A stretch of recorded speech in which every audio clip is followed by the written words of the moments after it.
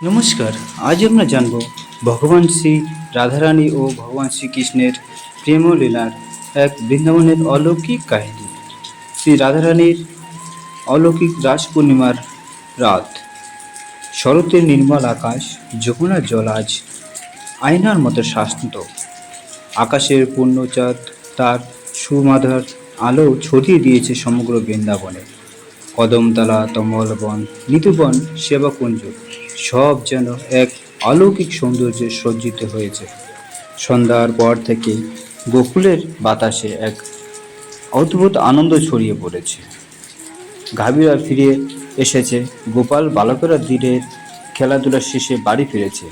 তার গোপীরা ঘরের কাজ শেষ করে প্রদীপ জ্বালিয়েছে। কিন্তু আজকের রাত অন্যরকম। মনে হচ্ছিল প্রকৃতির প্রতিটি কণা যেন কারও অপেক্ষায় আছে। বর্ষানায় বসে রাধা আকাশের পূর্ণিমা চাঁদের দিকে তাকিয়ে ছিলেন। হঠাৎ দূর থেকে ভেসে এলো এক মধুর বাঁশির সুর। না, এই সাধারণ সুর নয়। এই সুরে ছিল আহ্বান, ভালোবাসা, আনন্দ আর এক অদ্ভুত ব্যাকুলতা। রাধার শরীর শিহরিত হয়ে উঠল। ললিতা এসে বলল, রাধে, শুনতে পাচ্ছ? রাধা ধীরে ধীরে বললেন, এই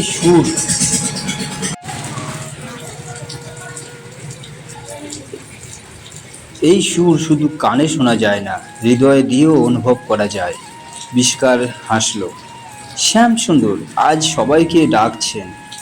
সখীরা দ্রুত প্রস্তুত হলো। এদিকে বৃন্দাবনের নানা প্রান্ত থেকে গোপীরা সেই সুরে আকৃষ্ট হয়ে নিধুবনের দিকে আসতে শুরু করলেন। যখন তারা সেখানে পৌঁছলেন তখন দেখতে পেলেন কদম গাছের নিচে দাঁড়িয়ে আছেন শ্যাম সুন্দর। মাথার ময়ূরপুচ্ছ, গলায় বনমালা, হাতে বাঁশি। চাঁদের আলোয় তার মুখমণ্ডল যেন কোটি সূর্যের জ্যোতিকেও হার মানিয়ে দিয়েছে। তিনি মৃদু হেসে বললেন, তোমরা এসেছো? সবাই একসঙ্গে বলল, তোমার ডাকে না এসে কি থাকা যায়? ভগবান বললেন, কিন্তু তার চোখে যেন কাউকে খুঁজছিল। ঠিক তখনই ললিতা বিশাখার সঙ্গে রাধা এসে দাঁড়ালেন। দুজনের চোখে চোখ পড়েই সময় যেন থেমে গেল। পূর্ণিমার চাঁদও যেন নিস্তব্ধ হয়ে সেই দৃশ্য দেখছিলেন। ভগবান ধীরে বললেন, রাধে, আজকে রাত আনন্দের, প্রেমের এবং মিলনের রাত। রাধা শুধু মৃদু হেসে তাকিয়ে বললেন। বাঁশির সুর আবার শুরু হলো। তার সঙ্গে শুরু হলো রাসলীলা। মনে হলো আকাশের তারা, যমুনার ঢেউ, বাতাসের গন্ধ সবই যেন নৃত্য করছে। প্রত্যেক গোপী অনুভব করল শ্যামসুন্দর যেন তার সঙ্গেই আছেন।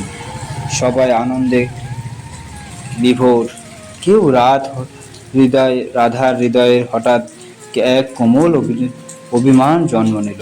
তিনি বললেন, শ্যাম সকলের, শ্যাম তো সকলের, তবে আমার বিশেষ্য কোথায়? এই ভাবতে তিনি নীরবে রাসমণ্ডল ছেড়ে চলে গেলেন। ভগবান সঙ্গে সঙ্গে বুঝতে পারলেন। তিনি বাঁশির বাজানো থামিয়ে দিলেন। সবাই অবাক। কি হলো শ্যাম? কৃষ্ণ শান্তভাবে বললেন, যেখানে রাধা নেই সেখানে আমার আনন্দ অসম্পন্ন। এই বলে তিনিও রাসমণ্ডল ছেড়ে চলে গেলেন। গোপীরা বিস্ময়ে একে অপরের দিকে তাকাতে লাগলেন। যমুনার তীরে কদম গাছের নিচে বসেছিলেন রাধা। চোখের জল যমুনার আলোয় তার মুখে পড়েছে। হঠাৎ তিনি বললেন, শুনতে পেলেন, রাধে? তিনি ফিরে তাকিয়ে দেখলেন শ্যামসুন্দর। তুমি এখানে?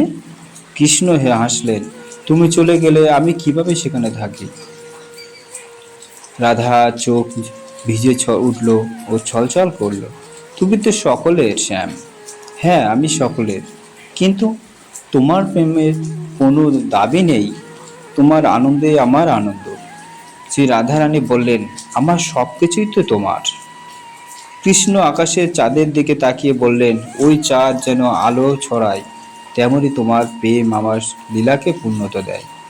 যমুনার ঢেউ যেন ধীরে ধীরে তীরে এসে সেই কথার সাক্ষী হতে রইল। সেই রাতের পূর্ণিমার আলোয় রাধা ও কৃষ্ণের নীরব নীরব মিলন দেখে বৃন্দাবনের প্রতিটি ফুল সুবাস ছড়িয়ে দিয়েছিল। কিন্তু ভাগ্যের লিখন অন্যরকম ছিল। এই আনন্দের মধ্যেই দূরে মথুরার কংস নতুন ষড়যন্ত্রের জাল বুনছিল। আর গল্প কিছুদিনের মধ্যেই বৃন্দাবনে আসতে শুরু করলো। আক্রোশ, একটি রথ, একটি সংবাদ, আর সেই আনন্দের সংবাদেই প্রথমবারের মতো রাধার হৃদয়ে নেমে আসতে গভীর বিরহের ছায়া। তোমাদের এই গল্প কেমন লেগেছে? ভালো লাগলে লাইক, কমেন্ট ও সাবস্ক্রাইব করবে। আর রাধারানীর নতুন নতুন কাহিনী যদি শুনতে চাও তাহলে কমেন্ট করে জানাবে। জয় শ্রী রাধে বলে কমেন্ট করবে।